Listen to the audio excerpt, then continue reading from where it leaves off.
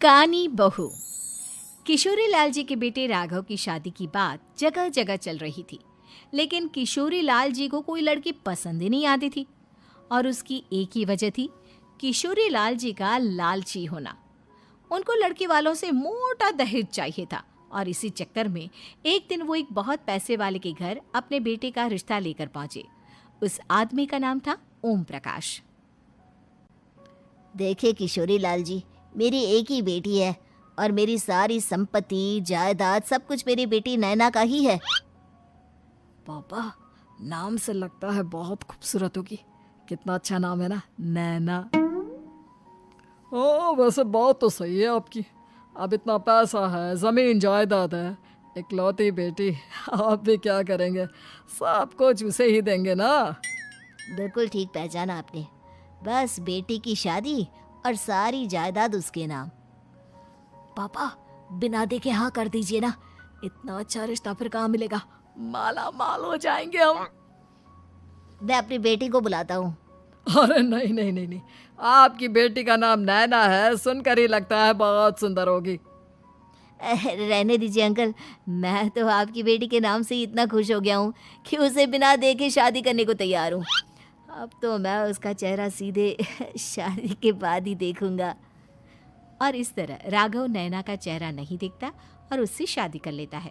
शादी के बाद अपनी सुहाग रात पर जब राघव नैना का घूंघट उठाकर देखता है तो नैना की आंखें बंद थी। कितनी खूबसूरत हो तुम नैना, जरा अपनी आंखें खोलकर मेरी तरफ देखो तो सही। नहीं, मुझे शर्म आती है। अरे, मैंने तुम्हें शादी से पहले भी नहीं देखा, और अब अगर तुम आंखें खोलकर मुझे देखोगी भी नहीं तो मुझे अच्छा कैसे लगेगा? इससे पहले कि नैना अपनी आंखें खोलकर राघव की तरफ देखती, अचानक से लाइट चली गई और राघव नैना को पूरी तरह से देख भी नहीं पाया। अगली सुबह नैना राघव के लिए नाश्ता बनाकर लेकर आई। अरे ये क्या, आधा पराठा सीका हुआ है और आधा बिल्कुल कच्चा। ये तुमने क्या किया नैना? बहू, तुमने क्या आधा पराठा तवे से नीचे लटका कर रखा था, जो आधा सिका है और आधा कच्चा?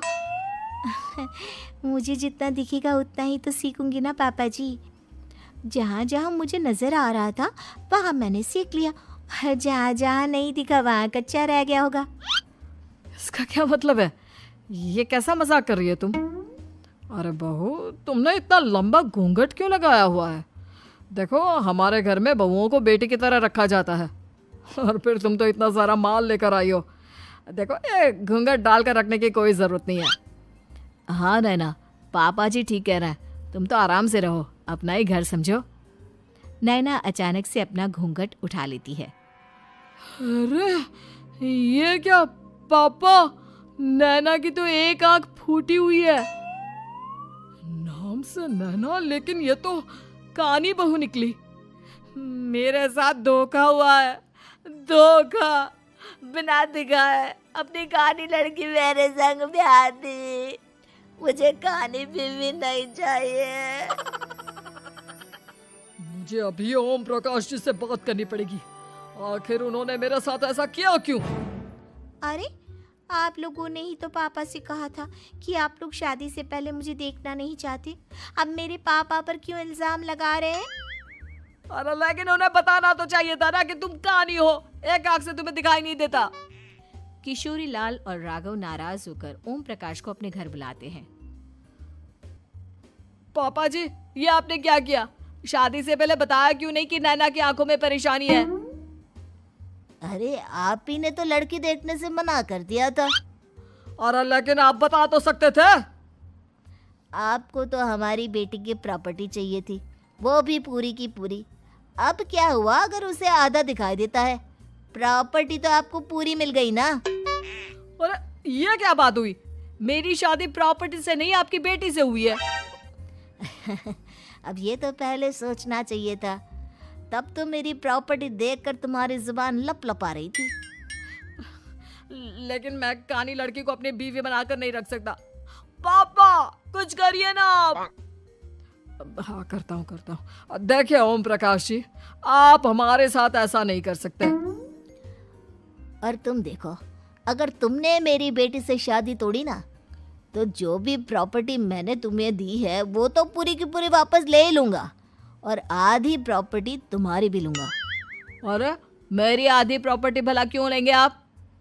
इसलिए क्योंकि मेरी बेटी को आधा नजर आता है और उसकी नज़र अभी तक तुम्हारी आधी जायदाद पर ही पड़ी है। अब तुम उसे घर से निकालोगे तो कुछ तो लेकर जाएगी ना। और अगर हम आपकी बेटी को अपने घर की बहू बना कर रखे तो? तो तुम्हारी पूरी प्रॉपर्टी तुम्हारी ही रहेगी, और जो मैंने तुम्हें दिया है ना, उसमें से बस मैं आधा लेकर जाऊंगा। अरे लेकिन अब आप अपनी दी हुई प्रॉपर्टी में से आधी वापस क्यों लेकर जाएंगे?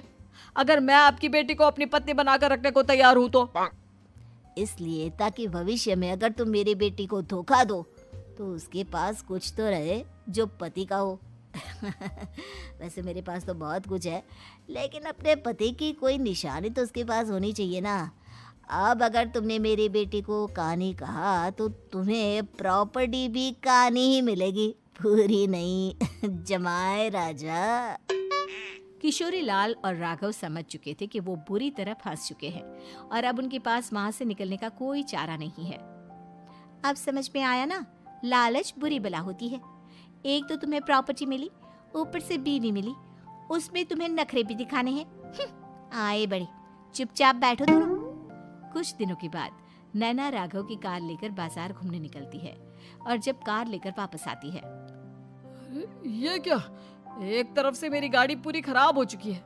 लगता है तुमने मेरी गाड़ी को किसी दूसरी गाड़ी के साथ एक्सीडेंट किया है। अरे अरे कितना बड़ा नुकसान कर दिया तुमने बहू। वो क्या है ना पापा जी, मुझे एक आंख से दिखाई नहीं दे रहा था, सामने से गाड़ी आ रही थी। मुझे तो सिर्फ आधा ही दिखाई दिया और वो गाड़ी मेरी कार से रगड़ते हुए निकल गई। अब मैं क्या करूं बताओ? आप इसे ठीक कराने के पैसे कौन देगा? तुम्हारे पापा? तुमने मुझसे इस तरह से बात की? अभी रुको। नैना राघव की शिकायत ओम प्रकाश को कर देती है। देखो राघव, अब जो मेरी आधी प्रॉपर्टी तुम्हारे पास थी ना, उसमें से आधी और मैं लेकर जाऊंगा, क्योंकि तुमने मेरी बेटी को डांटा। अरे नहीं नहीं पापा जी, गलती हो गई, माफ कर दो। गलती की तो कोई गुंजाइश ही नहीं। अगली बार मेरी बेटी को डांटा तो बची हुई आधी में से आधी और ले जाऊंगा। लालच के चक्कर में हम दोनों ने बहुत बड़ी गलती कर दी बेटा। एक तो तुम्हें कानी बहू मिली और ऊपर से जो माल मिला वो भी काना। इस तरह राघव की हर एक गलती पर ओम प्रकाश उसकी प्रॉपर्टी का आधा आधा हिस्सा लेकर अपना सारा माल वापस ले गया और राघव को कानी बीवी से काम चलाना पड़ा। भाई लालच वाकई में बुरी बला है।